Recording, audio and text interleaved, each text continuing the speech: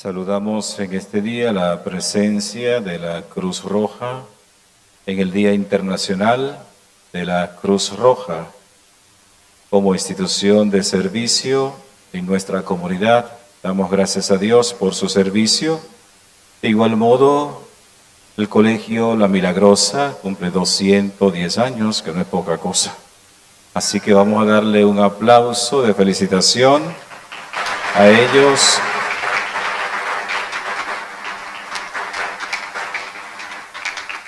Y agradecimiento por ambos servicios que sirven para edificar la comunidad. Hoy, en esta jornada del Buen Pastor, 62ª jornada del Buen Pastor, la liturgia de la palabra nos recuerda que tenemos un gran pastor, Jesucristo. Cristo es el pastor de las ovejas que conoce a las suyas. El texto que leemos en el día de hoy es la última parte, la tercera parte del capítulo 10 del Evangelio de San Juan, que él completo habla sobre el buen pastor. Y en los 3 ciclos litúrgicos, los años A, B y C, leemos este texto in extenso. Pero hay que esperar 3 años completos para poder verlo enteritos. Sin embargo, la Iglesia, para que no se nos olvide, dada la importancia que tiene este texto del buen pastor, entonces nos lo propone en los 2 días siguientes. Así que entre mañana y el martes leeremos las otras 2 partes de este capítulo 10 del Evangelio de San Juan.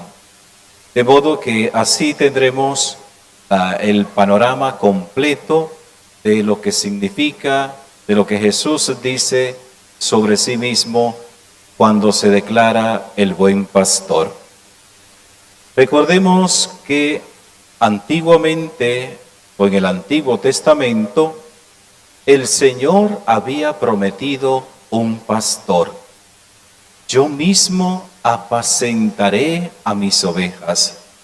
Y la razón por la cual el Señor prometió o se comprometió con su pueblo para ser el pastor de las ovejas, indudablemente era porque los pastores que había en el pueblo de Israel no estaban realizando su función como pastores.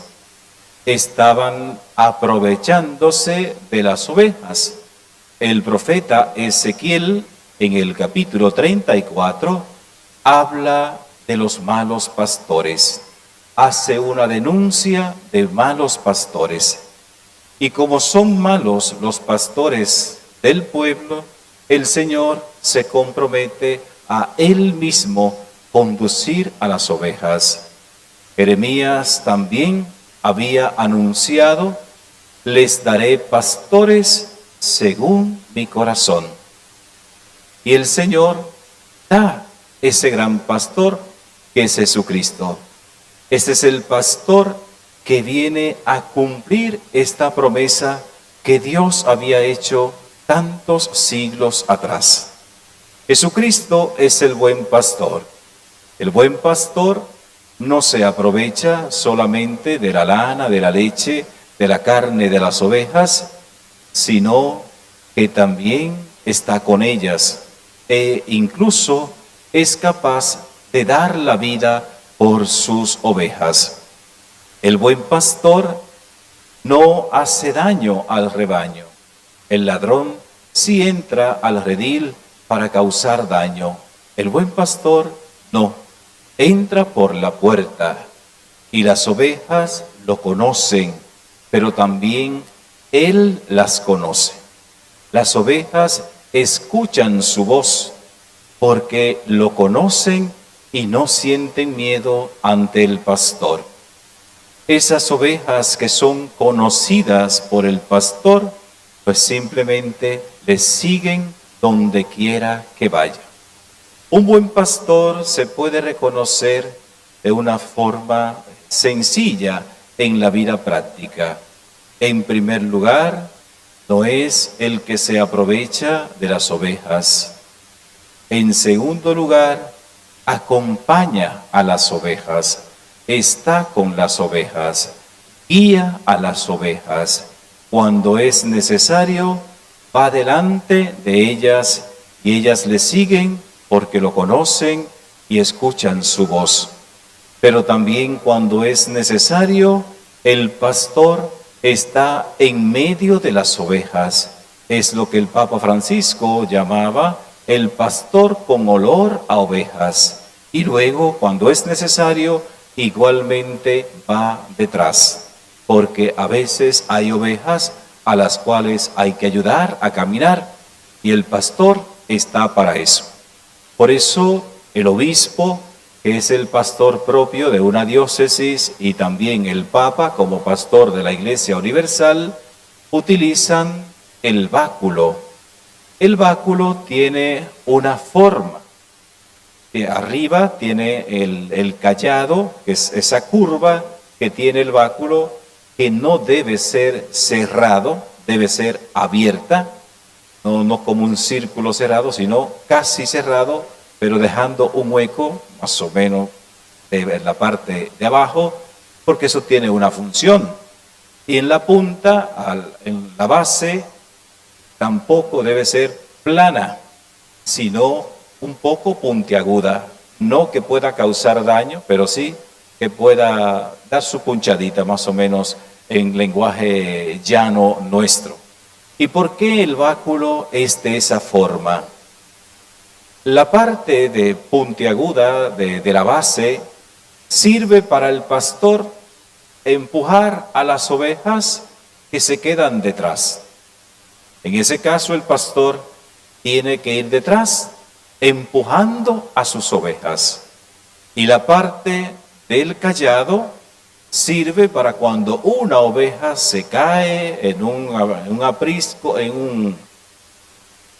en algún prisco o se cae en alguna cueva, el pastor simplemente ala a la oveja, la engancha con el cayado y ala a la oveja.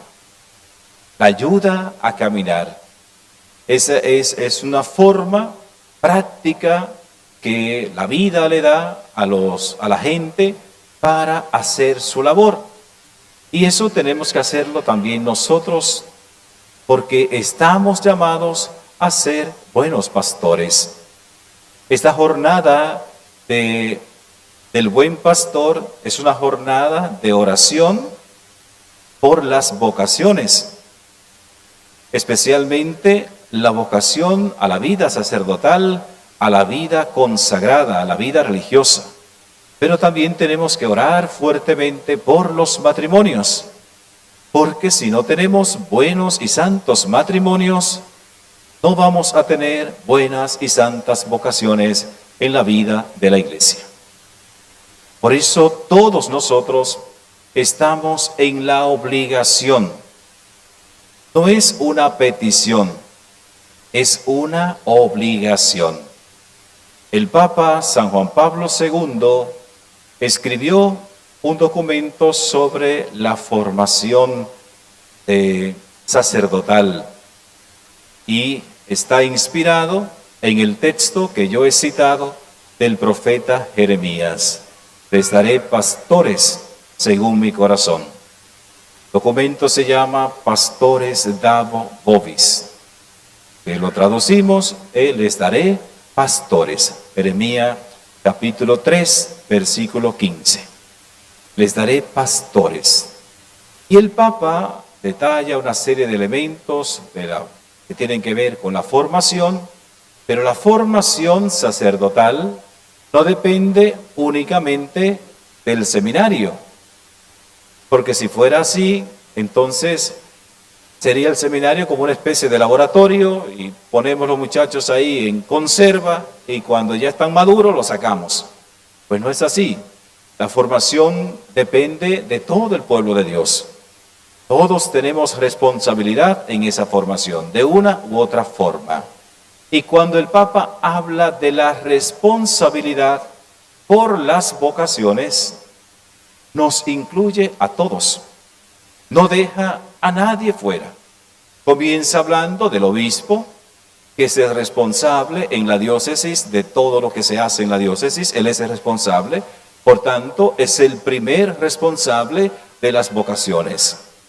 Luego, los presbíteros, los sacerdotes, y haciendo hincapié en los párrocos como pastores de las parroquias, siguen los diáconos, los educadores católicos, atención, Colegio La Milagrosa, están aquí hoy muchos.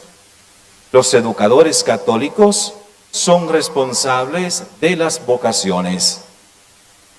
En fin, habla el Papa también de los matrimonios como responsables de la promoción de las vocaciones y, en definitiva, habla de todo bautizado. Y dice expresamente el Papa, en el trabajo por las vocaciones no existe lugar o espacio para el ocio. No puede haber descanso en la promoción vocacional. No puede haber descanso. Porque si nosotros nos cansamos de promover las vocaciones, al final nos va a pasar la factura. Vamos a tener la necesidad y no vamos a poder cubrir los espacios en las parroquias, en las comunidades, para que haya los ministros, los pastores que necesita la Iglesia. La Iglesia necesita, por tanto, del compromiso de cada uno de ustedes en este trabajo de la promoción por de las vocaciones. Pero también necesita su colaboración, necesita su compromiso en promover, colaborar y orar por las vocaciones. 3 cosas fundamentales que necesitamos en cuanto a las vocaciones: oración, promoción, colaboración. Porque formar a un sacerdote no sale barato. Ustedes que son padres de familia sabrán lo que cuesta formar a un hijo. Bueno, pues los seminaristas son los hijos de la Iglesia. Y a ellos tenemos que formarlo sin escatimar esfuerzo en el gasto que sea necesario o la inversión que sea necesaria. Porque si no tenemos sacerdotes, no tendremos iglesia. Porque la iglesia nace de la Eucaristía, vive de la Eucaristía, y solo un sacerdote puede celebrar la Eucaristía. Si no tenemos sacerdotes, no tendremos unción de los enfermos. Solamente un sacerdote puede ungir a un enfermo. Solamente, repito, un sacerdote puede ungir a un enfermo. Y lo digo porque por ahí andan algunos grupos que encuentran por ahí un aceite y van y se lo ponen a la gente. Dicen que están ungiendo gente. No, eso es inválido y sacrílego también. Solamente un sacerdote. Es un sacramento propio del sacerdote. Y el que no me crea a mí, léase el capítulo 5 de la Carta de Santiago. Léalo ahí, repito, capítulo 5 de la Carta de Santiago. Ahí lo puede encontrar y nada más. Otro elemento, si nosotros no tenemos sacerdotes, igualmente no podemos tener una iglesia viva. No podemos tener quien reciba nuestra confesión, aunque sea a la hora de la muerte. Aunque sea a la hora de la muerte. Hay gente que se confiesa cuando se está muriendo ya, cuando ya casi no puede hablar, pero bien, se confesó. Solamente un sacerdote puede escuchar una confesión. y por tanto dar la absolución sacramental. Solamente un sacerdote lo puede hacer. Y tanto era así que un filósofo ateo llamado Voltaire educaba a sus alumnos en el ateísmo, naturalmente porque él era ateo, y demostraba de alguna otra forma, buscaba demostrar la inexistencia de Dios. Y un día se destapa diciéndole a sus alumnos: el día que ustedes se vayan a morir, procuren tener a un sacerdote cerca. Y un alumno, avesado, le pregunta: maestro, ¿cómo así? Si siempre nos ha enseñado que Dios no existe. Dice: bueno, por si acaso yo estoy equivocado. ¿Y para qué el sacerdote? Precisamente para que escuche su confesión. Por si acaso estoy equivocado. Aún así, se reconoce ese papel, esa función que tienen los sacerdotes dentro de la comunidad cristiana. Por eso necesitamos profundizar cada vez más nuestro compromiso por las vocaciones. Y las vocaciones se promueven con la oración, con la promoción de forma directa, pero también la promoción de forma indirecta. En la familia hay que promover las vocaciones. Y no necesariamente hay que decirle a los hijos que sean sacerdotes o que sean religiosas. No necesariamente.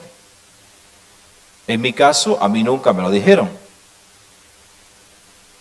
Nunca me lo dijeron en mi casa. Pero sí hay formas de promover las vocaciones en la familia. Enseñando a los hijos, por ejemplo, desde pequeños, el valor del servicio, el desprendimiento, que a veces nosotros mismos en este mundo egoísta y consumista, vamos enseñando a los hijos a hacer eso, egoístas y consumistas. Les regalamos cantidad de juguetes todos los años, pero nunca le decimos: comparte, aunque sea de lo del año pasado, comparte uno con tu amiguito que no tiene. O comparte tu comida con el niño que está a tu lado en el colegio y pasa hambre y no lleva la merienda porque no tiene con qué llevarla. Entonces, comparte con él. Y así por el estilo, enseñar la generosidad, enseñar el servicio. Así se promueven las vocaciones. Porque la vocación sacerdotal, como la vocación al matrimonio, son vocaciones de servicio. Los sacramentos están divididos en 3 grupos. A pesar de que son tan pocos, son 7, pero están divididos en 3 grupos. Los sacramentos de iniciación cristiana, el bautismo, la confirmación y la Eucaristía son de iniciación. Están los sacramentos de salud o de sanación, que son la unción de los enfermos y la confesión, la reconciliación. Y por último están los sacramentos de servicio, el orden sacerdotal y el matrimonio. Por eso el matrimonio y el sacerdocio son 2 vocaciones y a la vez 2 sacramentos que no se repelen el uno al otro, sino por el contrario, van de la mano. El que no sirve para uno, no sirve para el otro. El que no sirve para ser buen esposo, no sirve para ser buen sacerdote. No sirve para ser sacerdote. Y a veces hay gente que se equivoca y piensa enviar a los seminarios a estos muchachos por ahí que no se enamoran. Ese muchacho puede ser sacerdote porque no se enamora. No me lo mande ese, que posiblemente sea de otro lado. Mándeme al que se enamora. al normal, al que reconoce su naturaleza y que por la vocación que siente, por el llamado que siente del Señor, es capaz de sacrificar algo tan hermoso como es el matrimonio y tan necesario para la sociedad y para la iglesia como es el matrimonio. Pero no me mande al muchacho que anda medio volteado, medio raro por ahí, no. Para esos no hay espacio, aunque se nos han escapado muchos, hay que decirlo. Pero no hay espacio para eso. El espacio es para los que son normales, para los naturales. Para ellos sí, siempre está abierto el espacio. Pero inmediatamente nos dimos cuenta de algo raro, lamentablemente hay que retirarlo. Los escándalos que tenemos, la mayor parte, vienen de ahí. Escándalos de pedofilia vienen de esa rama. Así que promuevan a los niños que ustedes ven normalitos. Al muchachito que se enamora, vivito, bien, ese es bueno. Al que hay que ponerle un tizón en el fundillo para que se mueva, ay no, déjalo tranquilo, que siga por ahí, que no venga para acá, pues viene a perder tiempo y hacernos gastar el tiempo y el dinero que podemos invertir en otro muchacho. Hoy, esta jornada debe comprometernos a nosotros a esto, a orar por las vocaciones. En su mensaje, escrito naturalmente antes de su muerte, estando precisamente en el hospital, cuando el Papa Francisco estaba en el hospital, se publicó el mensaje para esta jornada del día de hoy, jornada vocacional, que se titula Peregrinos de Esperanza, el don de la vida. Y el Papa tira un mensaje especialmente a los jóvenes. Qué bueno que hay muchos jóvenes de la Cruz Roja aquí y otros más que están por ahí.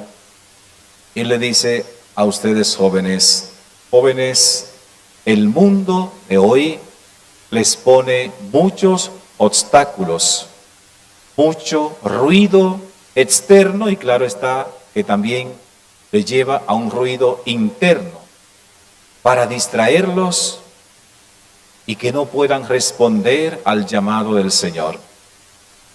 Pregúntenle al Señor qué sueño tiene con ustedes.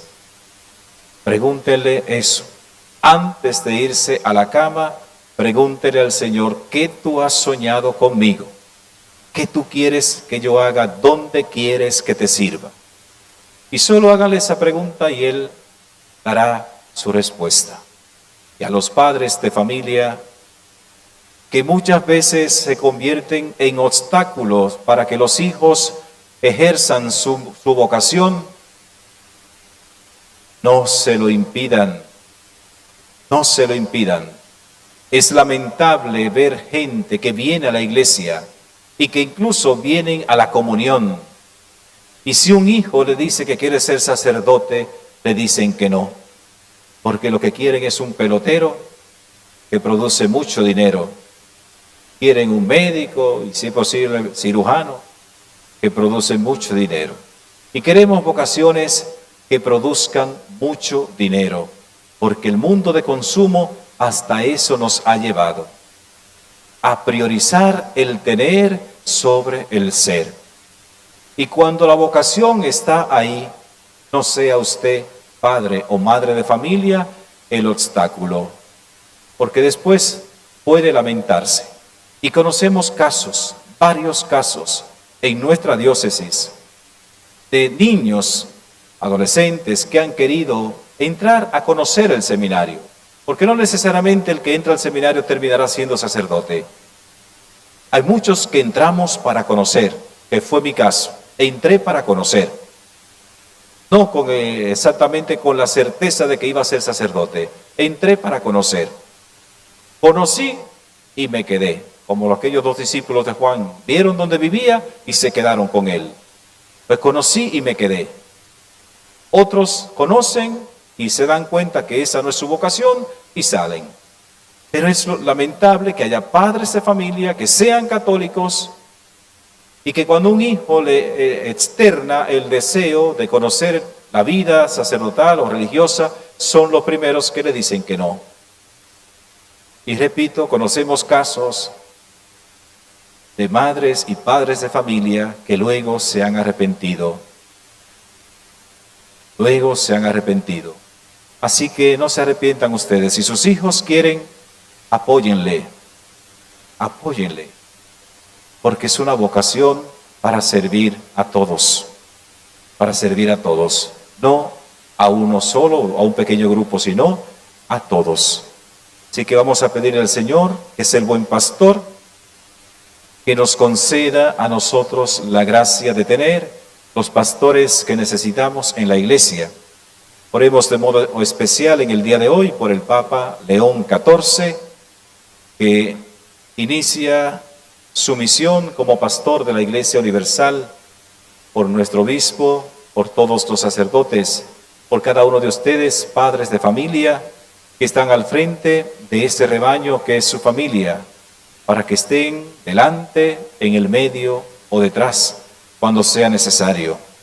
Que el Señor nos conceda a todos ser esos pastores y que igualmente en las instituciones los que están al frente sean buenos pastores. Que el Señor nos bendiga.